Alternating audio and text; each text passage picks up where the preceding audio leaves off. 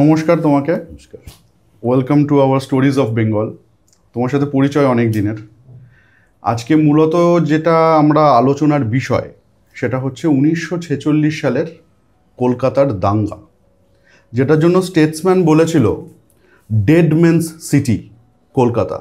প্রশ্নটা উঠে আসে এখানেই, 16ই আগস্ট 1946 সাল ভোরবেলা একটা স্লোগান শোনা যায়, মার ডালো কাফের লোগো কো মার ডালো লড়কে লেঙ্গে পাকিস্তান। শুরুটা কোথা থেকে হয়েছিল, কে করেছিল? হিন্দু নাকি মুসলিম, নাকি পুরোটাই একটা পলিটিক্যাল এজেন্ডা? 16ই আগস্টে কলকাতায় যে দাঙ্গাটা শুরু হয়েছিল তার একটা লম্বা ইতিহাস আছে। আচ্ছা, আচমকা শুরু হয়ে গেছে 16ই আগস্ট, ব্যাপারটা এরকম নয়। কারণ কলকাতায় একটা দাঙ্গার ইতিহাস আছে, শুধু কলকাতা না, তখনকার অবিভক্ত বাংলায়। অবিভক্ত বাংলা, হ্যাঁ, স্বাধীনতার আগে। হ্যাঁ। দেখা যাচ্ছে যে প্রথম 1905 সাল যখন লর্ড কার্জন বঙ্গভাগের প্রস্তাব প্রথম উত্থাপন করেছিলেন, হ্যাঁ, চেষ্টা করেছিলেন, একটা গাইডলাইন তৈরি করেছিলেন যে কিভাবে একটা প্রস্তাব এনেছিলেন, বিল একটা আনা। তার মূল উদ্দেশ্য ছিল কিন্তু হিন্দু মুসলমানকে আলাদা করে দেওয়া। এটা আমার কথা না, এটা ঐতিহাসিকদের কথা। মানে এটা কি সংখ্যাগরিষ্ঠ সংখ্যালঘু একটা ব্যাপার তৈরি করার জন্য? না, তা নয়, এটা হচ্ছে ব্রিটিশের সুবিধার্থে। আচ্ছা, ব্রিটিশ যাওয়ার সময় শেষ ঘাটা দিয়ে যাবে। ব্রিটিশকে তো তাড়ানো হয়েছে, ঠিক, ব্রিটিশ তো নিজের ইচ্ছায় যায়নি, কারণ ইট ওয়াজ দেয়ার কলোনি, এবং সেই কলোনি থেকে তাদের মোটা টাকা ইনকাম ছিল, কোটি কোটি টাকা তখনকার দিনে তাদের ইনকাম। তারা সেই জায়গাটা নষ্ট করবে কেন?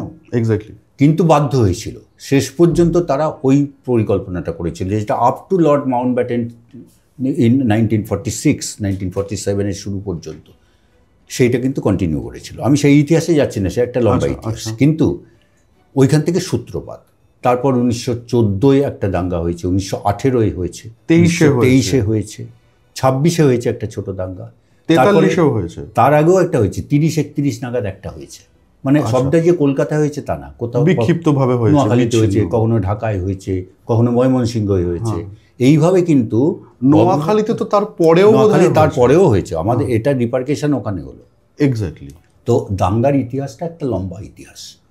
তো কলকাতা তার একটা এপিসেন্টার বলতে পারো। মানে কলকাতাকে মারতে পারলে গোটা পূর্ব ভারত, আমাদের পূর্ব ভারত যেটা, সেটার কিন্তু একটা বড় অংশ কিন্তু ধ্বংস করে দেওয়া সম্ভব। মানে ওটা কি কলকাতাকে স্পেসিফিক্যালি টার্গেট করা হয়েছিল? একদম কলকাতাকেই টার্গেট করা হয়েছিল।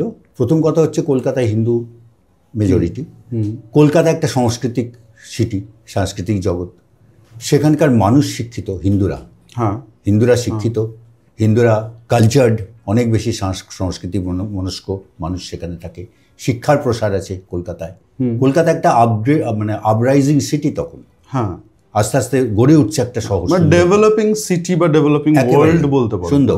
এবং কলকাতাকে যে রাজধানী হিসেবে ব্রিটিশরা প্রথমে বেছে নিয়েছিল, তার পেছনে তো যথেষ্ট যুক্তিসঙ্গত কারণ ছিল বলেই তারা এটা বেছে নিয়েছে। একদম।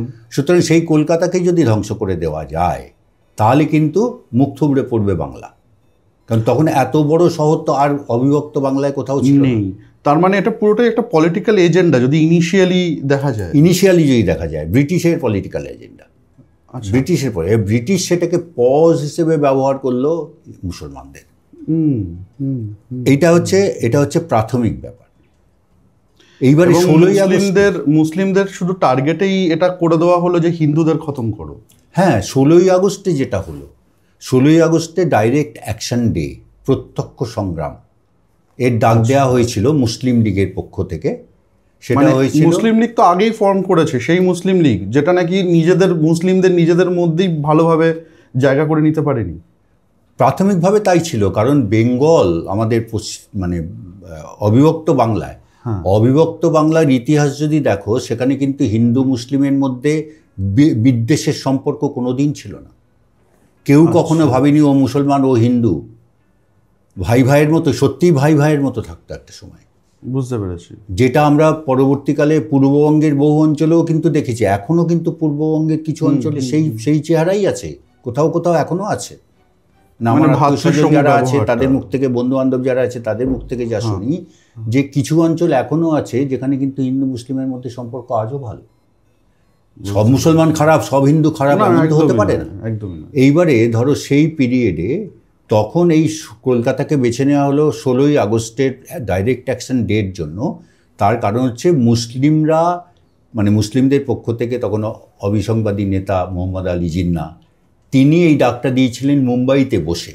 মুম্বাইতে ওদের প্রাদেশিক সম্মেলন ছিল মুসলিম লীগের, সেইখানে উনি এই ডাকটা দিয়েছিলেন ডাইরেক্ট অ্যাকশন ডে। সেটা কিসের জন্য? সেটা কি হিন্দুদের মারার জন্য? হিন্দুদের বিরুদ্ধে লড়াই না, একেবারেই না। আচ্ছা, লড়াইটা ছিল ব্রিটিশের বিরুদ্ধে।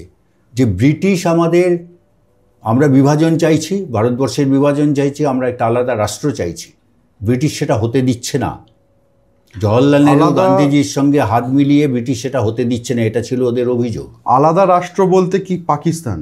আলাদা রাষ্ট্র মানে পাকিস্তান, সেটা আমি সেই হিস্ট্রিতে আসবো। শব্দটা তাহলে কোথা থেকে চলে এসেছে? সেই শব্দটা আসবো, আমি সেই হিস্ট্রিতে আসবো, সেটা একটা সুন্দর হিস্ট্রি আছে। ওকে।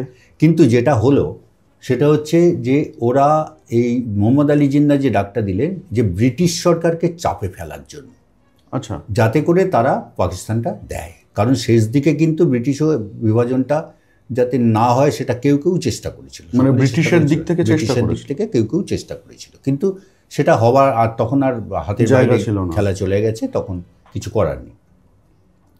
সেই অবস্থায় কিন্তু ডাকটা দেয়া হলো। মুশকিলটা হলো যে জিন্না যেটা ভেবেছিলেন, জিন্না তখন কি বলেছিলেন যে আমরা কিন্তু এখন হাতে সংবিধান নিয়ে বসে নেই, আমাদের হাতে এখন পিস্তল আছে। সংবিধানের বদলে অস্ত্র? মানে বিষয়টা কোথায় যাচ্ছে এই শুধুমাত্র একটা ছোট্ট কথা, মানে ওনার স্টেটমেন্টের মধ্যে দিয়ে, বিবৃতির মধ্যে দিয়ে এটা খুব পরিষ্কার হয়ে যায় যে আমাদের এখন আর সংবিধান হাতে নিয়ে বসে থাকার সময় নেই, আমাদের হাতে এখন পিস্তল আছে। তার মানে একটা হিংসাত্মক আন্দোলন গড়ে তোলার দিকে ওরা যাচ্ছে, তার একটা ইঙ্গিত উনি পরিষ্কার দিয়েছিলেন। এর পরবর্তী যে 1 মাস সময়, মানে 16ই আগস্টের আগে 1 মাস সময়, এই 1 মাস সময়ে সেই সময়কার যে আরবি এবং উর্দু পত্রিকাগুলো, সুলতান, আসরে জাজিজ, মুসলমানি, মোহাম্মদী ইত্যাদি পত্রিকা, সেই পত্রিকাগুলি যদি স্টাডি করা যায়, দেখা যাবে যে ওই 1 মাসে তারা কিভাবে বিষ ছড়িয়েছে, হিন্দু মুসলিম বিদ্বেষের বিষ। সেটা কিন্তু ব্রিটিশের বিরুদ্ধে কথা নয়, হিন্দুত্বের বিরুদ্ধে, হিন্দুদের বিরুদ্ধে বিষ ছড়াচ্ছিল এই পত্রিকাগুলো।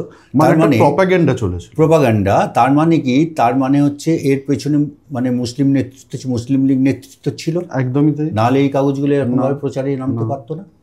এই যে কাগজগুলো লিখতে শুরু করলো, এর কিন্তু একটা বিশাল প্রভাব মুসলিমদের মধ্যে ছড়িয়ে গেল। ছড়িয়ে যাওয়ার পর থেকে কিন্তু মানে বোঝা যাচ্ছিল, একটা ইঙ্গিত পাওয়া যাচ্ছিল যে একটা কিছু হতে চলেছে, যেখানে কিন্তু হিন্দুদের ক্ষতি হবে।